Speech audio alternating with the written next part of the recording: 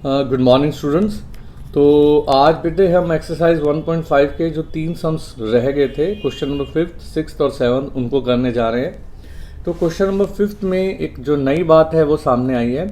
हमें उसने ये कहा है कि वेन डायग्राम नहीं है। अब बेटा वेन डायग्राम कैसे बनता है वो मैं बता देता हूँ। वेन डायग्राम कैसे बनता है कि सबसे पहले एक रेक्टेंगुलर बॉक्स बनाइए। ये बनाया रेक्टेंगुलर बॉक्स, इसके बाहर लिख दीजिए यू। यू का मतलब क्या हुआ? Universal set. इसका मतलब इस रेक्टेंगुलर बॉक्स के अंदर यूनिवर्सल सेट के सभी एलिमेंट आ रहे हैं। ठीक है, फिर एक सर्कल ड्रॉ किया। अब ये सर्कल क्या रिप्रेजेंट करता है? मान लीजिए दो सेट है ए और बी। तो यहाँ जिस सर्कल के बाहर मैंने ए लिखा तो इसका मतलब ये है कि इस सर्कल में सेट ए के एलिमेंट आ रहे हैं। एक सर्कल और ड्रॉ किया और इस तरह से ड्रॉ किया कि वो उसको इंटरसेक्ट करता हुआ जाए। तो बी का रिप्रेजेंटेशन है जो ये सर्कल जो कर रहा है उसको, इसका मतलब यह है कि इस बी सर्कल वाले में मेरे पास वो एलिमेंट हैं जो बी में आते हैं। मेरी बात सुन, ए का मतलब है सेट ए के एलिमेंट, बी सर्कल का मतलब है सेट बी के एलिमेंट, और यूनिवर्सल सेट ये पूरा, यानी कि इसके अंदर यूनिवर्सल सेट के सभी एलिमेंट हैं। अब मेरे से कहा है उसने वेन डायग्राम से ए यूनियन बी का कॉम्प्लीमेंट बनाइए। तो ये ए, ये बी, और जो ये जहां टकरा रहा है ये वाला पोर्शन इंटरसेक्शन है, यानी कि कॉमन एलिमेंट इसके अंदर आते हैं। अब उसने पहले कहा है ए यूनियन बी। तो ए यूनियन बी का मतलब ए और बी, ये पूरा का पूरा wide portion A union B हुआ, जो मैंने जिसको शेड नहीं किया। मेरी बात समझ आ गई होगी। तो ए यूनियन बी तो ये हुआ। तो ए और बी के जब एलिमेंट को मिलाकर जो सेट बनता है जिसमें रिपीटेड एलिमेंट को नहीं लिखते, उसको हम कहते हैं ए यूनियन बी। तो ए यूनियन बी क्या हुआ? ये वाइट पोर्शन पूरा का पूरा, ये वेन डायग्राम, ये पूरा वाइट पोर्शन क्या रिप्रेजेंट कर रहा है बेटा? A union B. उसने कहा है ए यूनियन बी का कॉम्प्लीमेंट। तो ए यूनियन बी का कॉम्प्लीमेंट का मतलब हुआ ए यूनियन बी, यानी कि ए यूनियन बी के अलावा जो एलिमेंट आते हैं। तो मैंने क्या किया, ए यूनियन बी तो ये वाइट पोर्शन हुआ, उसके अलावा जो पोर्शन था उसको मैंने शेड कर दिया ना, शेड। इसका मतलब ए और बी के यूनियन के अलावा जो भी एलिमेंट बचते हैं वो इस जो शेड के अंदर आ रहे हैं। तो ये रिप्रेजेंटेशन होगी आपकी ए यूनियन बी के कॉम्प्लीमेंट। बेटा एक बार फिर देख लीजिए, ए यूनियन बी तो ये वाइट पोर्शन हुआ जिसको मैंने शेड नहीं किया, और ए यूनियन बी कॉम्प्लीमेंट का मतलब है ए यूनियन बी के अलावा जो सदस्य यूनिवर्सल सेट में है उनको मैंने शेड किया। तो जो शेडेड पोर्शन है ये क्या रिप्रेजेंट किया इसने? ए यूनियन बी का कॉम्प्लीमेंट। बात समझ आ गई होगी। अब हम दूसरा कहता है ए कॉम्प्लीमेंट। अब मैं कहूँ ए बनाया मैंने और फिर उसको शेड कर दिया। फिर मैंने कहा बी कॉम्प्लीमेंट, बी बनाया मैंने, उसको शेड कर दिया। तो यानी कि ए और बी के अलावा जो पोर्शन बच गया उसका कॉमन, उसका इंटरसेक्शन वो बना ए। आप ज़्यादा गहराई में इस हिसाब से ना जाइए, मैं आपको एक और तरीका बता देता हूँ। आपने अभी अभी ए यूनियन बी का कॉम्प्लीमेंट किया, ये ए, ये बी, ये A union B white portion, और उसके अलावा यानी जिसको मैंने शेड किया वो क्या बन गया?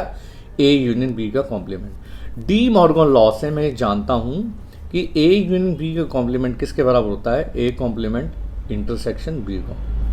ए पे कॉम्प्लीमेंट लग गया, यूनियन का क्या बन गया? इंटरसेक्शन, और फिर बी कॉम्प्लीमेंट। तो इसका मतलब ये इसके बराबर है। और ए यूनियन बी का कॉम्प्लीमेंट ये वाला पोर्शन अभी अभी मैंने ये बनाया ना, ये। तो इसका मतलब ए यूनियन बी का कॉम्प्लीमेंट अगर किसके बराबर है? A complement intersection B complement, इसका मतलब दोनों के जो वेन डायग्राम है वो सेम बनेंगे क्योंकि ये बराबर है। फर्स्ट और सेकेंड का जो वेन डायग्राम है वो सेम। उसके बाद मेरे से कहा गया है, ये कहा गया है कि ए इंटरसेक्शन बी है उसका कॉम्प्लीमेंट। अब मैंने बताया था कि जो ये वाला कॉमन पोर्शन है ये क्या है? इंटरसेक्शन। ये देख लीजिए, इसको मैंने शेड नहीं किया, इस हिस्से को नहीं किया ना, तो ये हिस्सा क्या है? A intersection B. तो ए इंटरसेक्शन बी, एक सर्कल बना दीजिए ए, इसका मतलब ए के एलिमेंट, दूसरा सर्कल यानी इसके अंदर बी के एलिमेंट है। यूनिवर्सल सेट तो सबसे पहले आपने बनाया ही है, और इंटरसेक्शन का मतलब है ये, यहाँ जहाँ ए और बी के कॉमन एलिमेंट पड़े हुए हैं। उसने कहा उसका कॉम्प्लीमेंट यानी उसके अलावा। तो मैंने इस पोर्शन को छोड़कर बाकी सारे ही क्या कर दिए, मैंने शेड कर दिया। तो ये रिप्रेजेंटेशन होगी ए इंटरसेक्शन बी, यानी इंटरसेक्शन बी ये रहा, और ए इंटरसेक्शन बी के अलावा यानी ए इंटरसेक्शन बी का कॉम्प्लीमेंट ये हो गया। बात समझ आ गई होगी, बहुत आसान है।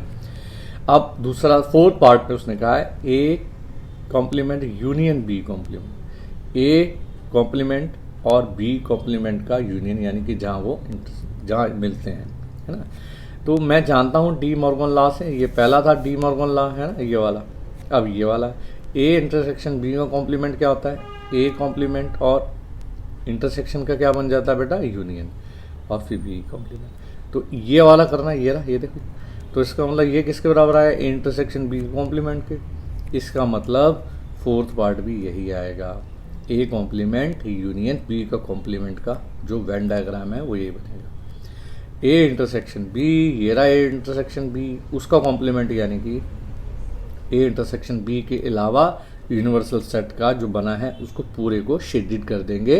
That will be represent A intersection B का कॉम्प्लीमेंट, या वो इसको भी रिप्रेजेंट करेगा A complement union B complement. तो आगे चलते हैं, आगे क्वेश्चन है हमारे पास।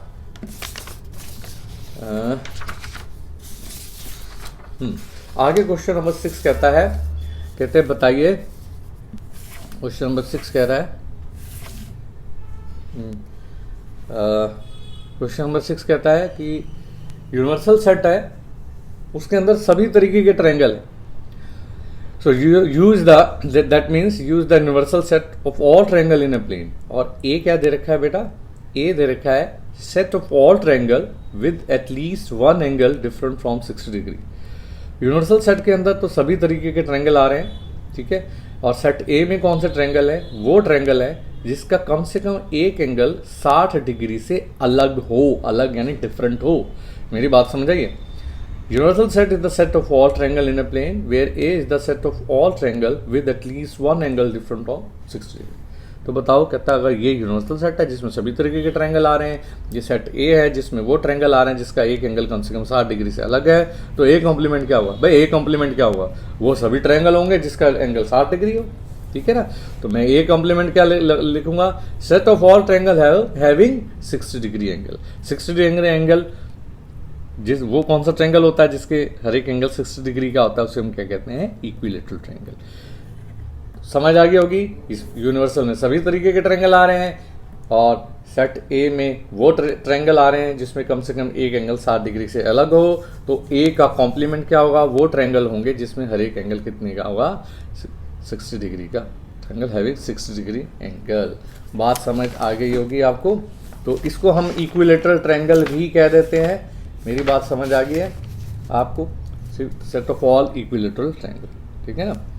तो अब नेक्स्ट क्वेश्चन है। नेक्स्ट क्वेश्चन क्या कहता है, कहता है क्वेश्चन नंबर 7 में कहता है आपको कुछ कंडीशन दी है, फिलिंग द ब्लैंक्स भरिए जो बिल्कुल ठीक हो, भर देंगे।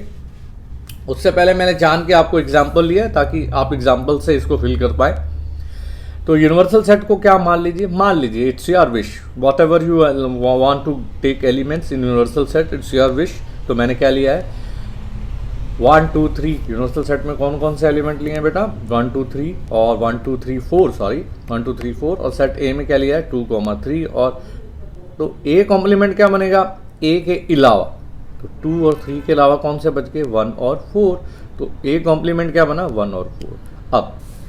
अब ए यूनियन ए कॉम्प्लीमेंट, तो ये मैंने गलत कर दिया था। तो ए यूनियन ए का कॉम्प्लीमेंट क्या आएगा, ए क्या है 2 3 और यूनियन ए कॉम्प्लीमेंट क्या है 1 4। तो क्या बन गया 1 2 3 4 विच इज इक्वल टू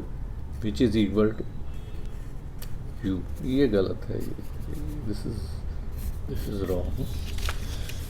तो ए यूनियन ए कॉम्प्लीमेंट, ये आपको पहले भी बताया हुआ मैंने एग्जांपल लेकर। तो ए यूनियन ए का कॉम्प्लीमेंट करेंगे, इन दोनों का यूनियन करेंगे तो क्या बनेगा 1 2 3 4। तो 1 2 3 4 का मतलब क्या हुआ, 1 2 3 4 का मतलब यूनिवर्सल सेट हुआ। समझ आ गई होगी। अब नेक्स्ट पार्ट है 5 डैश इंटरसेक्शन ए। ना what is meant by 5 dash, 5 dash का मतलब है खाली का कॉम्प्लीमेंट। अरे भाई खाली का कॉम्प्लीमेंट क्या होता है, यूनिवर्सल सेट। और इंटरसेक्शन ए, यूनिवर्सल सेट में क्या है 1 2 3 4, ये देख लीजिए 1 2 3 4। और इंटरसेक्शन ए में क्या है 2,3, तो इन दोनों में क्या कॉमन आ जाएगा 2,3। देख लीजिए ये भी 2,3, यहाँ भी 2,3। तो फाई डैश का मतलब यानी कि फाई का कॉम्प्लीमेंट यूनिवर्सल सेट है, इसका इंटरसेक्शन किसके साथ करना है ए, यानी यूनिवर्सल सेट और ए सेट में कॉमन एलिमेंट को छांटना है। तो 2,3 क्या था, ये था सेट ए था। तो ये फाई डैश इंटरसेक्शन ए किसके बराबर आ गया, सेट ए के बराबर। उसके बाद ए intersection A dash, now A intersection A dash ये रहा, इन दोनों में कॉमन एलिमेंट कोई नजर आ रहा है 1 4 2, नहीं, nothing is common between A and A dash, therefore A intersection A dash is equal to phi यानी एम्प्टी सेट। उसके बाद यू यानी यूनिवर्सल का कॉम्प्लीमेंट इंटरसेक्शन ए। अब यूनिवर्सल का कॉम्प्लीमेंट क्या होता है फाई, और फाई का कॉम्प्लीमेंट क्या होता है यूनिवर्सल, और यूनिवर्सल का कॉम्प्लीमेंट क्या होता है फाई इंटरसेक्शन ए। तो फाई का मतलब खाली इंटरसेक्शन, और ए क्या था 2,3 ये रहा।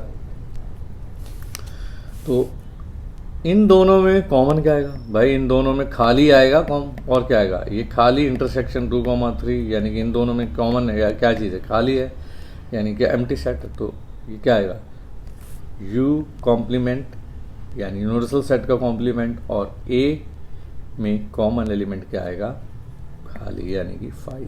सो this is the question number 7। तो आज के लिए बहुत है, थैंक यू सो मच। तो ये था क्वेश्चन, ठीक है, आज समझ आ गई।